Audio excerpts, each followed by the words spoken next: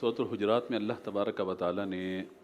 اولاً نبی پاک علیہ الصلوۃ والسلام کی بارگاہ کے آداب بیان فرمایا اور اس کے بعد معاشرتی طور پر برائیوں کا ذکر فرمایا اور مسلمانوں کو اس سے بچنے کا ذکر فرمایا گیا،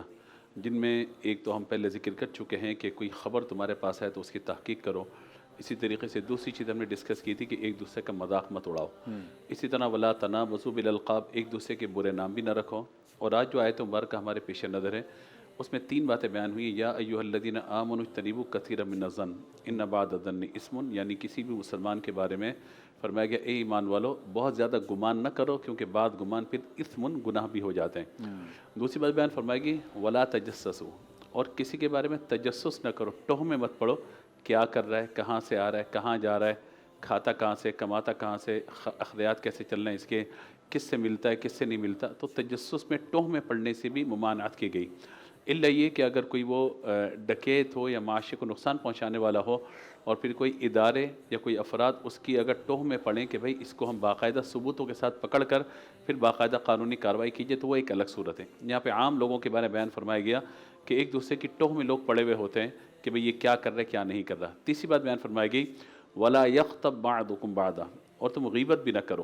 اور غیبت کی مذمت یعنی پہلے تو فرمایا گیا کہ بدگمانی مت کرو کیونکہ گناہ ہو جاتا ہے، اور فرمایا کہ تم تجسس بھی نہ کرو، یہ بات یہاں تک مکمل ہے۔ لیکن جو غیبت کے بعد آگے بات بیان فرمائی ہے بڑی اہم ہے، وہ یہ فرمایا کہ ولا یغتب بعضکم بعضا ایحب احدکم ان یاکل لحم اخیہ میتا فکرہتموہ، کیا تم میں سے کوئی اس بات کو پسند کرے گا، غیبت کرنے والوں کو تنبیہ ہے، اس بات کو کوئی پسند کرے گا کہ اپنے مرے ہوئے بھائی کا گوشت کھائے، اللہ فکرہتموہ، تو یہ تمہیں بڑا ناپسندیدہ ہوگا۔ تو فرمایا کہ اس سے بچا جائے۔ اب ہم خاص طور پر اس موضوع کو ڈسکس کر لیتے ہیں، غیبت کو۔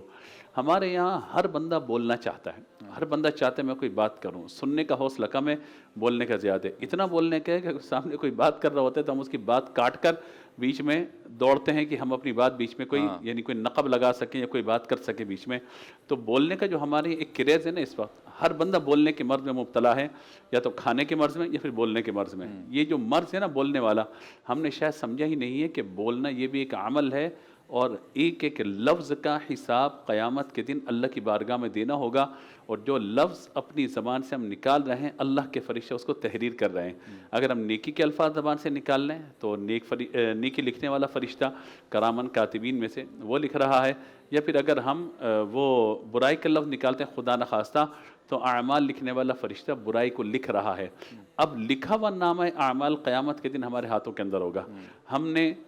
قرآن کی تلاوت لکھوائی ہے، نبی پاک علیہ الصلوۃ والسلام پہ درود و سلام لکھوایا ہے، ہم نے حسن اخلاق لکھوایا اس کے اندر، یا ہم نے خدا نخواستہ گالیاں لکھوائی ہیں، ہم نے جھوٹ لکھوایا ہے، غیبت لکھوائی ہے، بدتمیزی لکھوائی ہے، چیخنا چلانا لکھوایا ہے۔ ہر ایک اپنا نامہ اعمال لکھ رہا ہے اور لکھوا رہا ہے، قیامت کے دن نامہ اعمال اس کے ہاتھ میں ہوگا۔